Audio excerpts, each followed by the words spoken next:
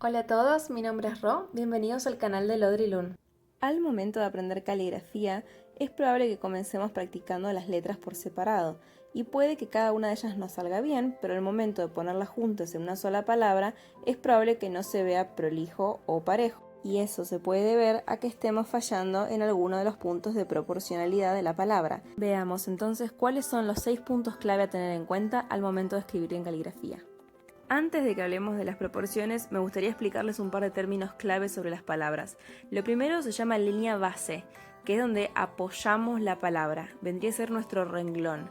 Luego está la línea media, que es hasta dónde vamos a hacer llegar nuestras letras, como la letra A, la pancita de la G, la I, todas esas letras. Luego está la línea ascendente, que es hasta donde llegan las mayúsculas y letras como la L, la panza de la H, la F, y luego la línea descendiente, que es hacia donde bajan las últimas pancitas como de la Y, de la G o la F. En este ejemplo de acá voy a estar escribiendo la palabra, marcando las partes que van hacia arriba en naranja y las que van hacia abajo en celeste. Técnicamente no se les dice pancita, sino que las que van hacia arriba se llaman hasta ascendente y las que van hacia abajo hasta descendente, o bucles cuando pegan la curvita. Pero bueno, es para marcar bien las partes que van hacia arriba, las partes centrales del medio y las que van hacia abajo con el celeste. Esta distancia que se forma entre nuestra línea base y nuestra línea media se llama altura X. Se lo llama así pues hasta donde llega la X o la A o la E o todo ese tipo de letras. Luego acá en celeste es hasta donde llegan todas las descendentes y en naranja hacia arriba hasta donde llegan las ascendentes. Ahora sí, primer punto a tener en cuenta, la altura X. Acá estoy escribiendo mal a propósito la palabra alegría, no escribiéndolo de una manera proporcional. Y además del tema de que la L no llega hasta arriba y la pancita de la G no llega hasta abajo, les marco en rosa la diferencia que hay entre todas estas letras que no están proporcionales. Y ahora se los escribo como debería ser correctamente, que es que todas esas letras lleguen hasta la misma altura, hasta la línea media. Ya más o menos pueden ir viendo la diferencia que hay entre la primera palabra alegría y la segunda.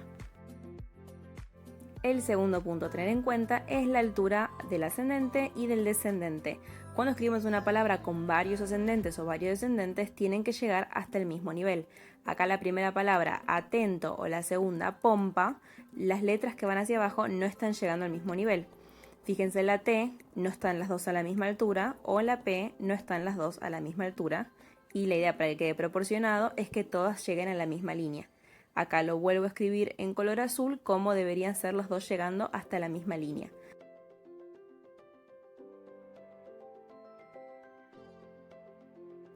Como punto número 3 vemos la relación entre la línea ascendente y la línea descendente. La idea es que las dos estén a la misma distancia de lo que es la altura X. En este ejemplo mal escrito, la P llega hasta la línea y la T no llega, lo que hace que se vea desproporcionado la palabra.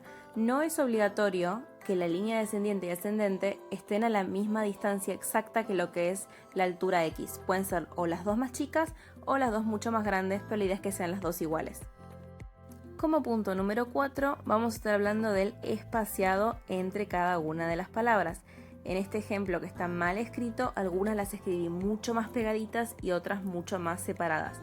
La idea es que uno al escribir la palabra lo escriba todo igualmente espaciado entre cada una de las letras para que la palabra en general se vea más armoniosa.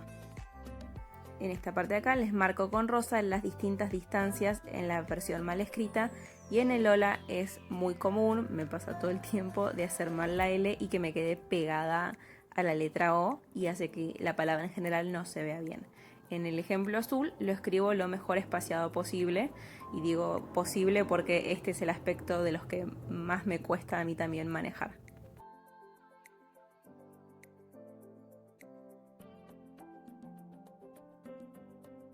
Punto número 5, el eje de la palabra. Vieron que uno cuando escribe quizás en Word tiene la opción de la palabra normal o la palabra en itálica, y al hacer caligrafía uno puede escribir de esas dos maneras, puede inclinarlo como quiera.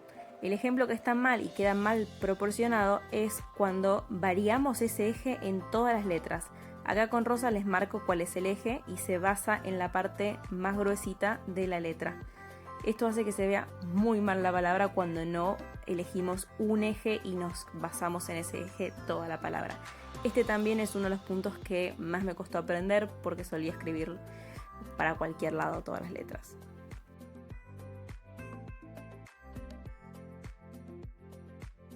Punto número 6 y último, el espesor de la palabra. Si bien ya es conocido que hacia arriba es finito y hacia abajo grueso, cuando dentro de la misma letra no mantenemos ese mismo grosor en todos esos palitos que deberían ser gruesos, la palabra se ve desproporcionada.